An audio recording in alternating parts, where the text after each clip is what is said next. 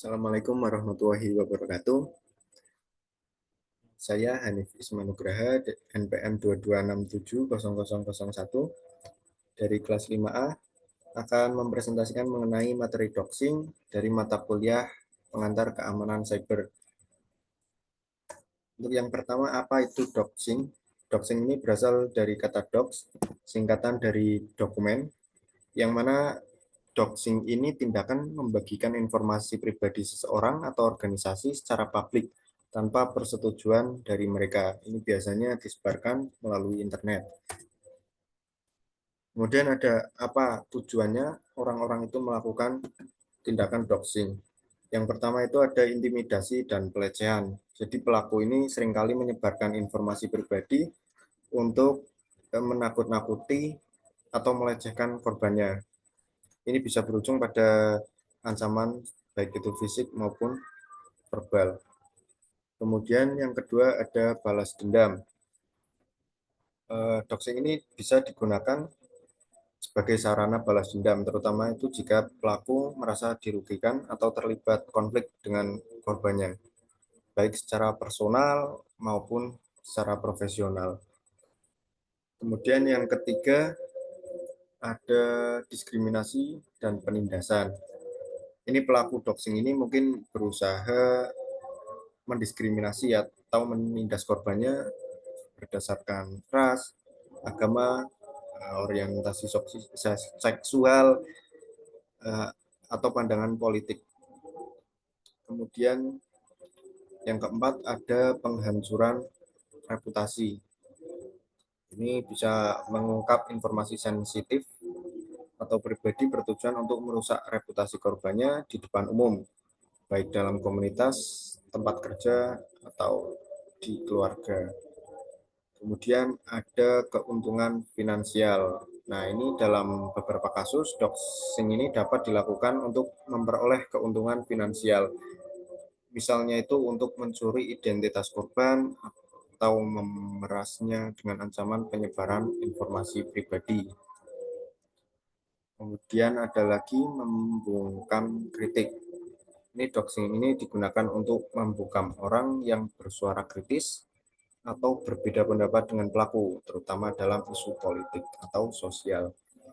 Kemudian ada juga menyebarkan ketakutan. Jadi dengan menyebarkan informasi pribadi, ini pelaku dapat menciptakan iklim ketakutan di antara kelompok atau individu yang lain.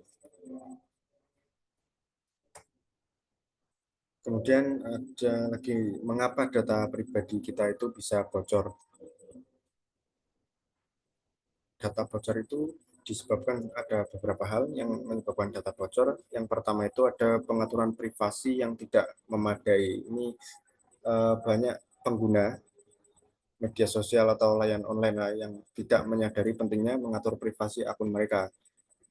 Jika pengaturan privasi itu tidak diatur dengan baik, maka informasi pribadi seperti alamat, nomor telepon, email, atau bahkan foto pribadi itu bisa diakses oleh publik atau pihak yang tidak diinginkan. Kemudian yang kedua ada serangan cyber atau hacking. Ini dilakukan oleh peretas yang menyerang server biasanya. Jadi nanti peretas ini bisa mencuri data-data kita. Kemudian yang ketiga ada phishing. Nah, phishing ini bisa disebut sebagai penipuan. Jadi di mana pelaku itu berusaha mengelabui pengguna untuk memberikan informasi pribadi seperti login akun atau data keuangan melalui email atau situs web palsu.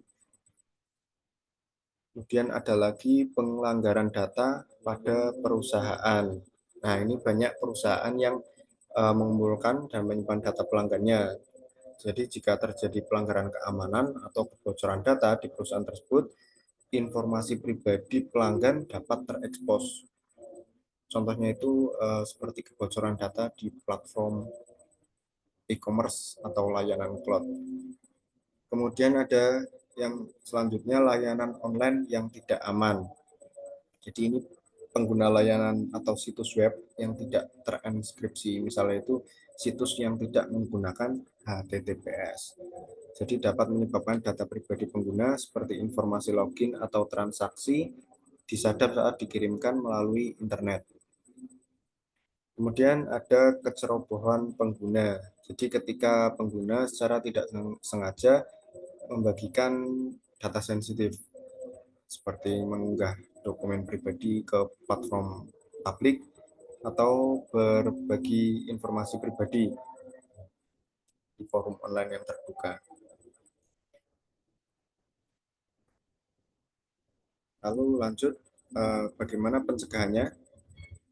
Pencegahan agar data kita ini aman, yang pertama itu pastikan pengaturan privasi pada akun sosial media berada pada kontrol yang sangat kuat.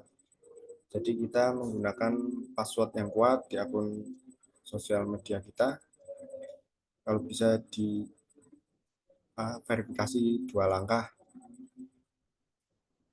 Kemudian ada waspada terhadap email phishing.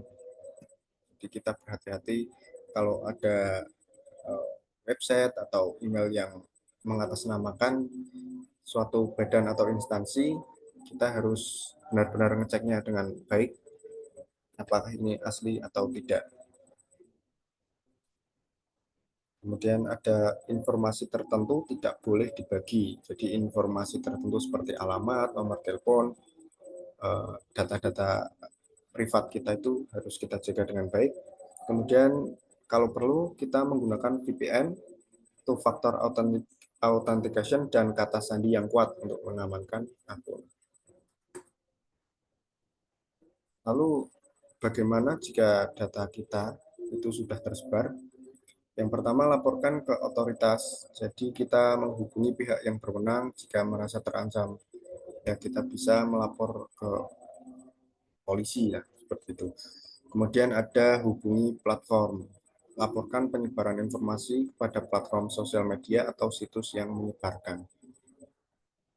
Kemudian ada supaya tetap aman, di kemudian hari pastikan Anda meninjau dan memperbarui setelan privasi dan keamanan Anda. Jadi kita bisa mengupdate password secara berkala. Nah, ini adalah salah satu contoh website yang mana directory list-nya itu bocor. Jadi di sini terdapat banyak sekali data-data pribadi dari warga yang telah bocor. Ada KTP, ada KK, bisa bebas diakses oleh semua orang. Apa penyebabnya dokumen-dokumen itu bocor? Yang pertama, bisa jadi keamanan server yang lemah, di mana server website ini tidak diamankan dengan baik, menjadi sasaran empuk bagi peretas. Misalnya jika website tidak menggunakan secure socket layer atau enkripsi, maka data yang dikirim dan diterima itu dapat dengan mudah disadap oleh pihak ketiga. Kemudian yang kedua ada aksesibilitas direktori terbuka.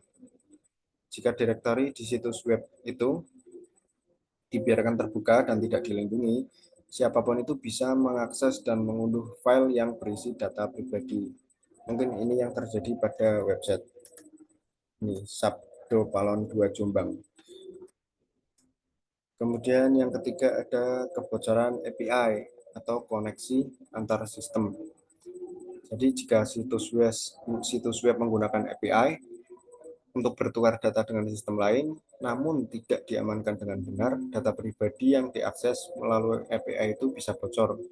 Misalnya API yang tidak dilindungi dengan token autentikasi dapat dieksploitasi. Kemudian ada pengelolaan data yang tidak aman. Jadi pengelolaan file dan dokumen yang buruk seperti menyimpan file KTP atau KK dalam format yang mudah diakses tanpa perlindungan kata sandi atau enkripsi dapat menyebabkan kebocoran.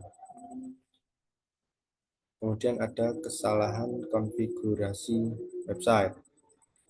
Ini konfigurasi website yang salah, seperti tidak memblokir akses ke folder sensitif atau membiarkan file-file penting dapat diakses tanpa autentikasi. Ini bisa menjadi bocoran data. Kemudian yang terakhir itu ada human error. Ini itu biasanya administrasi itu atau pengelola tidak sengaja membocorkan data dengan mengunggah file ke direktori yang seharusnya tidak terbuka untuk umum. Ini bisa terjadi akibat ketidaktahuan atau kelalaian dalam pengelolaan sistem. Jadi kalau itu data dari website tersebut sudah bocor, itu apa yang seharusnya dilakukan? Yang pertama itu lindungi directory sensitif.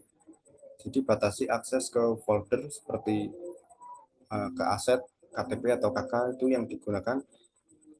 Gunakan autentikasi untuk mengamankan akses ke file-file penting. Kemudian menggunakan enkripsi. Jadi pastikan semua data itu pribadi yang tersimpan itu dienkripsi baik saat dikirimkan melalui jaringan maupun saat disimpan. Kemudian implementasi SSL. Dipasang sertifikat SSL untuk memastikan semua komunikasi antara pengguna dan website terenkripsi. Lalu ada autentikasi yang kuat.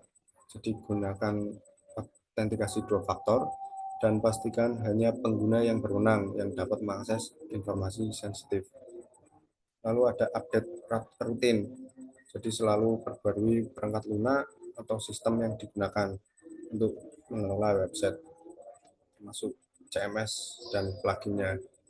Kemudian yang terakhir, audit keamanan berkala. Jadi lakukan audit keamanan secara berkala untuk mendeteksi celah keamanan dan memastikan website aman dari serangan. Terima kasih. Mungkin cukup sekian presentasi dari saya. Apabila ada salah kata, mohon dimaafkan. Terima kasih. Wassalamualaikum warahmatullahi wabarakatuh.